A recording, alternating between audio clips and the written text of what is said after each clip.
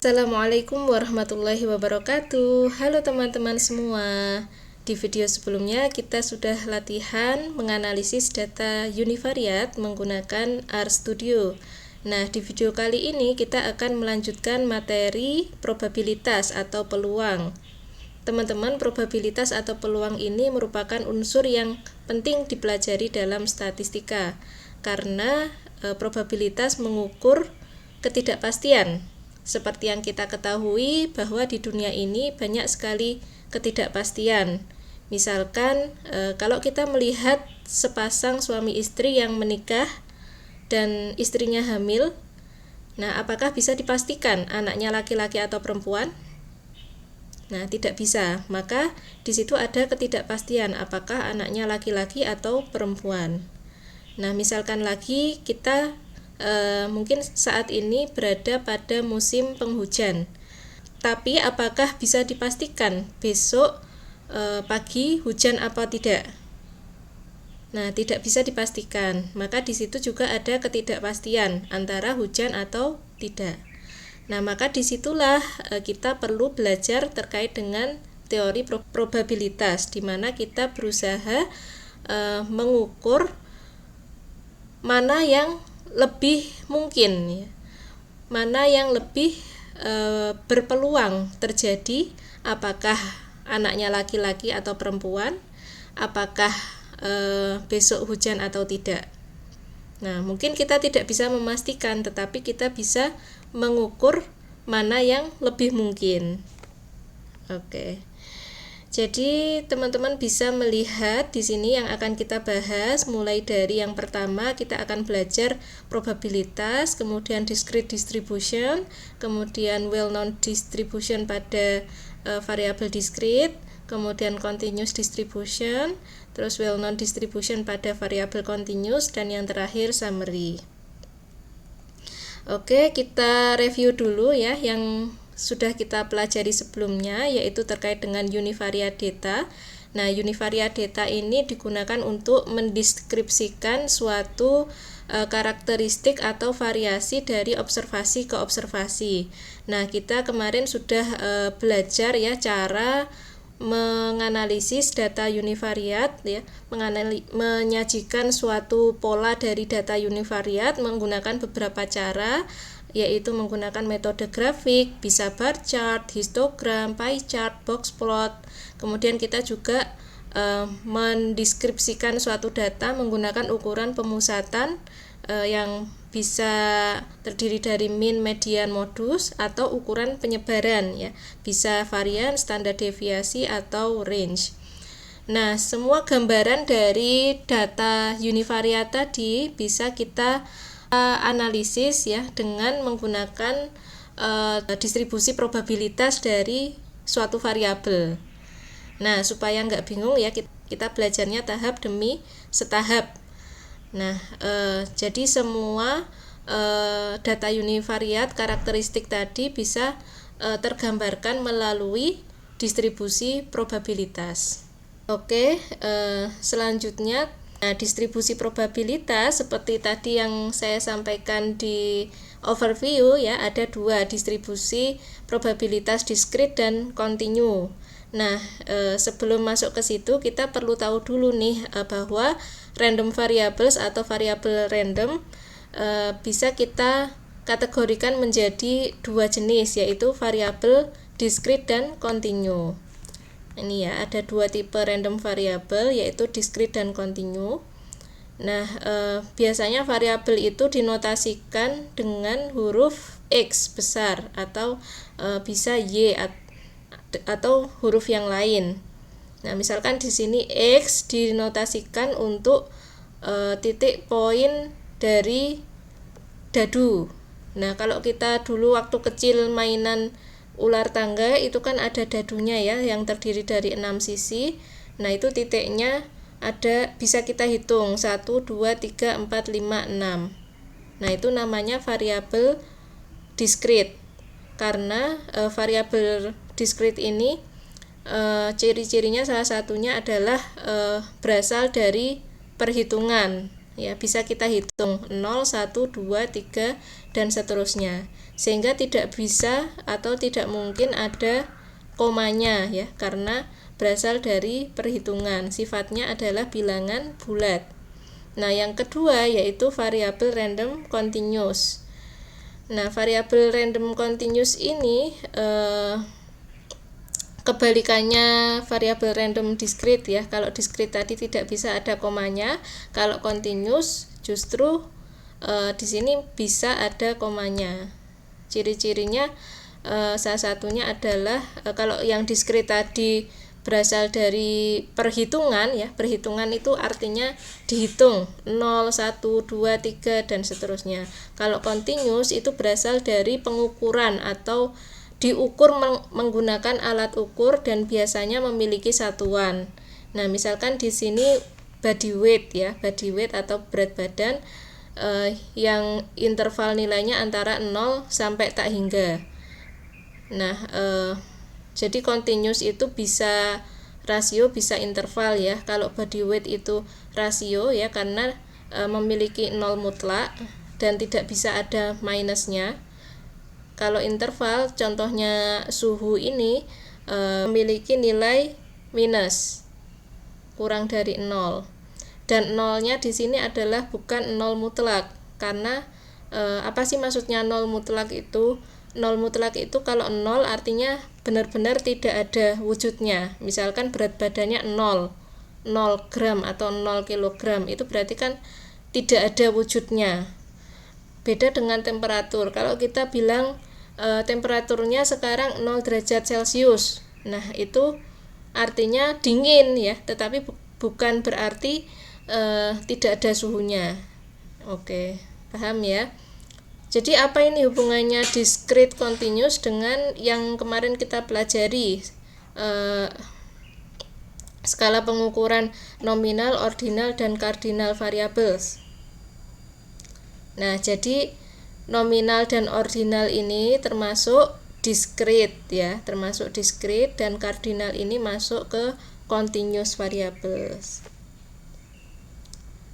Oke, selanjutnya dalam probabilitas kita juga perlu mengenal beberapa istilah. Yang pertama sample space.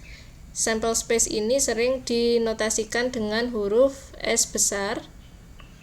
Nah, ini merupakan a set including all possible events.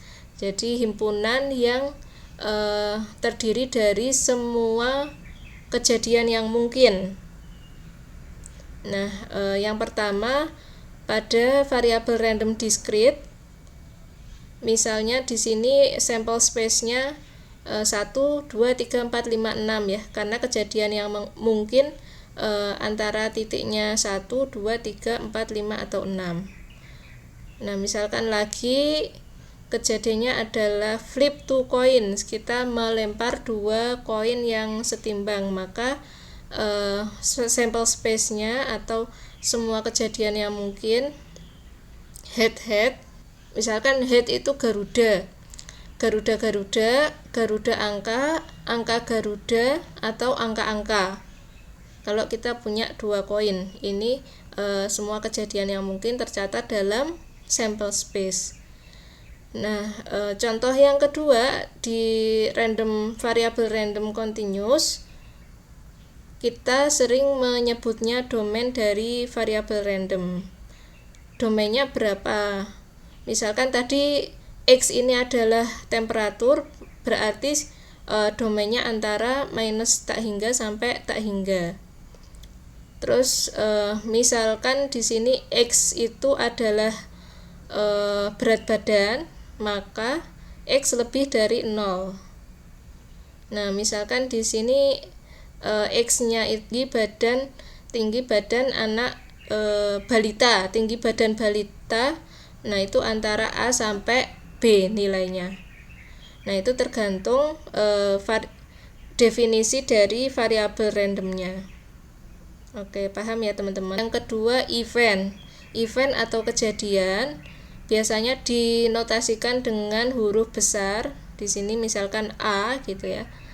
A ini adalah subset dari sample space. Jadi bagian himpunan bagian dari sampel space. Misalkan di sini diambil kejadiannya adalah genap ketika kita rolling dadu. Nah, itu ada 3 kejadian ya yang mungkin 2, 4, 6, dan ini merupakan subset dari sample space. Masih ingat ya sample space-nya tadi 1, 2, 3, 4, 5, 6. Nah, contoh lagi kejadian atau event paling tidak ada satu head ya. Satu head berarti bisa head tail atau tail head. Dan ini merupakan subset dari semestanya atau sample space-nya tadi. Ini subsetnya 1, 2, 3. Kita ambil yang paling tidak ada satu head. Nah, selanjutnya the age is located between 30 sampai 40. Jadi usia itu berkisar antara 30 sampai 40 tahun. Berarti kejadiannya A antara 30 sampai 40. Dan ini subset dari usia gitu ya, usia manusia. 0 sampai sekian ya, 0 sampai 200 tahun misalkan. Oke teman-teman, kita lanjutkan ke aksioma probabilitas. Jadi ada beberapa sifat dari probabilitas. Probabilitas bisa dinotasikan dengan P dalam kurung A ya, PA, peluang kejadian A, dihitung dari jumlah kejadian A dibagi dengan jumlah semua kemungkinan kejadian atau semesta atau sample size ya. Jadi NA dibagi dengan NS. Terus apa sifat-sifat atau aksioma probabilitas? Ada 3 jenis, yaitu yang pertama nilai dari probabilitas suatu kejadian itu selalu berkisar antara 0 sampai 1 ya. Kemudian yang kedua, nilai dari probabilitas semua kejadian yang mungkin atau probabilitas sample size itu sama dengan 1. Jadi peluang kejadian, jumlah peluang semua kejadian itu sama dengan 1. Terus untuk kejadian yang ketiga, untuk kejadian yang saling independen atau mutually exclusive, misalkan kejadian A1, A2, A3 dan seterusnya itu saling independen, tidak saling berkaitan, maka peluang gabungannya P gabungan AI, di mana I sama dengan 1 sampai N itu sama dengan dijumlahkan sigma I sama dengan 1 sampai N PAI, artinya PA1 ditambah PA2 ditambah PA3 dan seterusnya sampai tak hingga ya. Oke, jadi ada 3 aksioma probabilitas ini yang harus dipenuhi ya, sehingga tidak mungkin nilai probabilitas itu lebih dari 1 atau kurang dari 0 atau minus ya, itu tidak bisa. Selanjutnya ini ada contoh. Nah, misalkan ada sebuah dadu yang kita lempar, kemudian pertanyaannya berapa probabilitas rolling an even number. Jadi yang muncul itu adalah mata dadu genap. Yang kedua, berapa probabilitas muncul mata dadu odd atau ganjil. Bisa dihitung ya dengan definisi tadi atau rumus tadi, bahwa probabilitas itu adalah jumlah kejadian yang muncul dibagi dengan jumlah semua kejadian yang mungkin. Nah, jumlah kejadian yang muncul yang pertama ditanyakan adalah even number atau angka genap. Nah, ini ada kita notasikan kejadian ini dengan A besar. Ada 3 kejadian, 2, 4, dan 6. Berarti ada 3 ya jumlahnya. Kemudian yang kedua,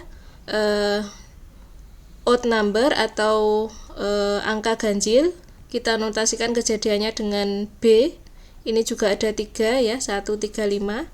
Sementara sampel size-nya total ada 6 ya. Ada 6 sisi mata dadu. 1, 2, 3, 4, 5, dan 6. Oke, berarti probabilitas A 3/6. Probabilitas B 3/6. Oke, gampang ya. Nah, pertanyaan selanjutnya, apakah eksperimen ini menunjukkan probabilitas yang benar? Gitu ya. Setiap eksperimen akan memiliki probabilitas yang sama. Kalau kita realitanya kita melempar sebuah dadu, apakah probabilitasnya pasti 3/6 untuk keluar mata dadu genap maupun ganjil? Nah, ini perlu kita lakukan simulasi untuk membuktikan bahwa peluangnya benar-benar 3/6 ya, atau 1/2.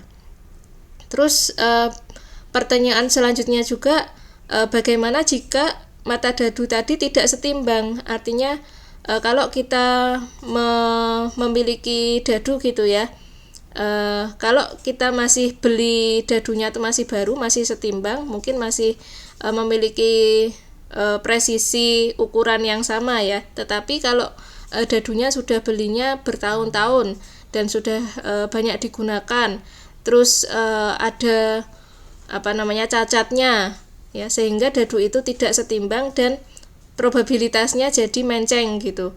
Ada mata dadu yang memiliki probabilitas yang lebih besar. Nah, misalkan di sini probabilitasnya nggak sama ya. Yang mata dadu 1,5, mata dadu 2 0,1, 0,1, 0,1, 0,1. Nah, kira-kira bagaimana kalau misalkan dadunya tidak setimbang? Oke, kita bisa lakukan simulasi ini menggunakan R ya. Nah, nanti akan muncul hasilnya seperti ini, teman-teman.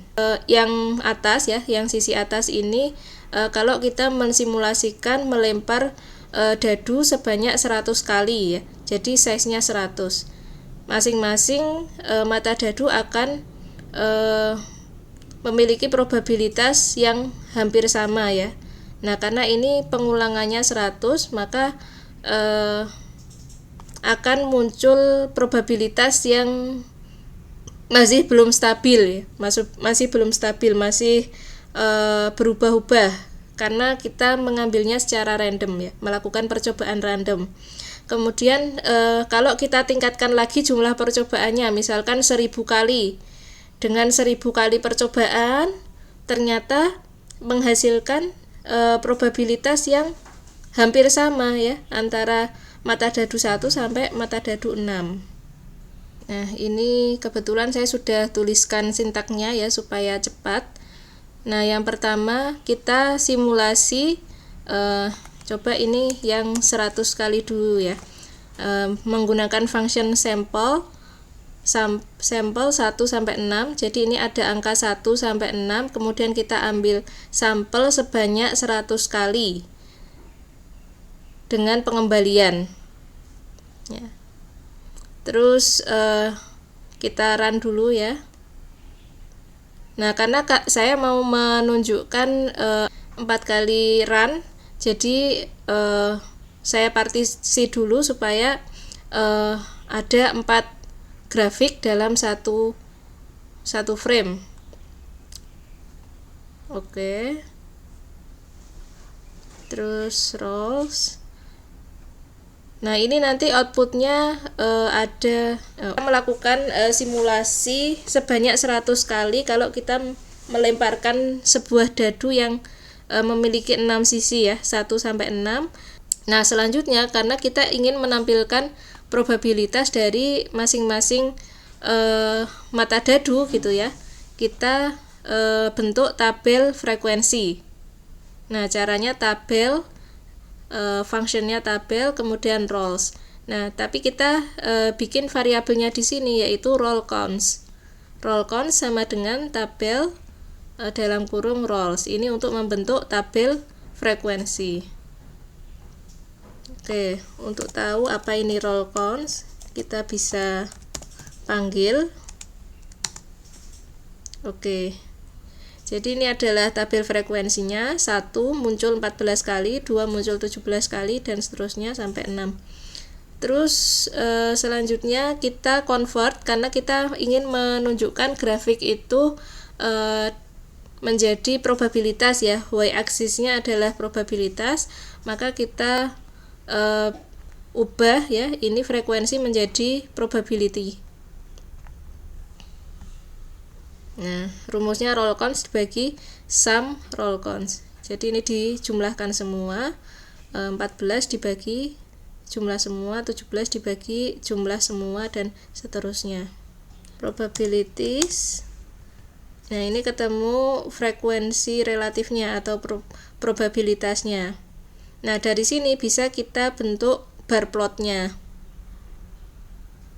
Nah, ini kita bisa pakai function bar plot, kemudian roll probabilities, ini pakai tabel ini ya, roll probabilities, kemudian main ini adalah judulnya ya, judul dari plot itu, kemudian xlab ini untuk label x-axisnya, ini adalah mata dadu, ylab atau nama y-axisnya probability, kemudian colornya sky blue, ylim ini untuk membatasi y-axisnya 0 sampai 0,25. Nah, ini harapannya masing mata dadu memiliki probabilitas yang sama ya, tapi kita lihat dalam 100 kali percobaan hasilnya seperti apa. Nah, supaya lebih jelas kita kasih garis grid, ini garis putus-putus. Oke, ini yang pertama ya, karena ini kita random ya, melakukan sampel secara random sebanyak 100 kali, kita ulangi lagi 100 kali yang kedua. Oke, ini 100 kali yang kedua, hasilnya seperti ini, sampai 4 kali. Oke, ya, jadi seperti ini ya teman-teman hasilnya. Masing-masing memiliki probabilitas yang berbeda, tetapi hampir mendekati probabilitas yang sesungguhnya. Kalau kita hitung ya, probabilitas berdasarkan aksiom tadi, 1 dibagi 6, masing-masing memiliki probabilitas yang sama kalau setimbang. 1/6 jadi 0,167. Nah, ini ada yang mendekati 0,2, ada yang 0,414 dan seterusnya. Nah, selanjutnya kita tingkatkan ya jumlah percobaannya menjadi 1000. Nah, ini 1000 yang pertama, bisa kita lihat ya perbedaannya dengan yang 100 tadi. Kalau yang 1000 ini lebih mendekati aksiom probabilitas 0,167 harusnya masing-masing mata dadu. Nah, ini hampir mendekati probabilitas yang sesungguhnya. Nah, nanti kalau kita tingkatkan lagi, ini bisa mendekati yang sesungguhnya ya. Coba kita tingkatkan jadi 10.000 misalnya. Ini kalau kita tingkatkan jadi 10.000, ini semakin mendekati aksiom probabilitas ya. Hampir sama, karena ini setimbang probabilitasnya. Selanjutnya tadi pertanyaannya, kalau misalnya tidak setimbang bagaimana? Nah, kalau tidak setimbang, misalkan dadunya sudah penceng, ada yang istilah Jawanya gripil gitu ya. Jadi tidak setimbang lagi, maka probabilitasnya bisa berbeda. Misalkan mata dadu 1 probabilitasnya setengah dan yang lain 1. Nah, ini coba kita simulasikan. Nah, yang pertama kita bisa set dulu ya probabilitasnya setengah 0,1 sampai yang ke-6. Kemudian rolls, ini sampel diambil 1 sampai 6 karena ada 6 mata dadu. Terus kita mengulangi sebanyak 100 kali dengan pengembalian.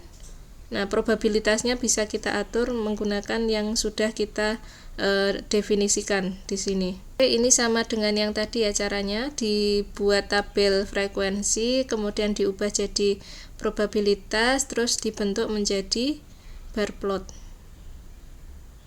Nah, ini untuk yang pertama ya teman-teman.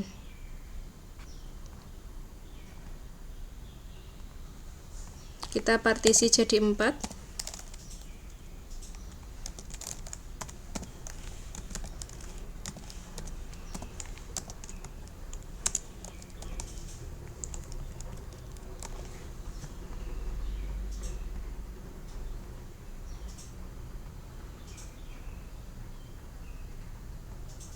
Oke, ini yang pertama, kemudian yang kedua, ketiga, keempat. Oke, jadi seperti ini dia akan tidak sama, masing-masing mata dadu memiliki probabilitas yang tidak sama, karena tadi kita setting yang awal probabilitasnya setengah dan yang lain 0,1. Oke, jadi caranya seperti itu teman-teman untuk simulasi. Begitu juga kalau kita tingkatkan jadi 1000, ini juga akan semakin mendekati aksiom probabilitas ya, semakin mendekati apa yang sudah kita setting di awal, 0,5, 0,1, 0,1 dan seterusnya.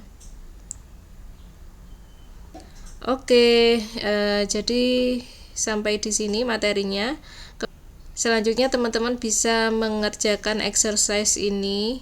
Ya, ini akan kita bahas di video selanjutnya insya Allah sebelum masuk ke discrete distribution. Oke, terima kasih. Jadi sekian yang bisa saya jelaskan terkait dengan probabilitas, semoga bisa dipahami. Sampai jumpa di video selanjutnya. Wassalamualaikum warahmatullahi wabarakatuh.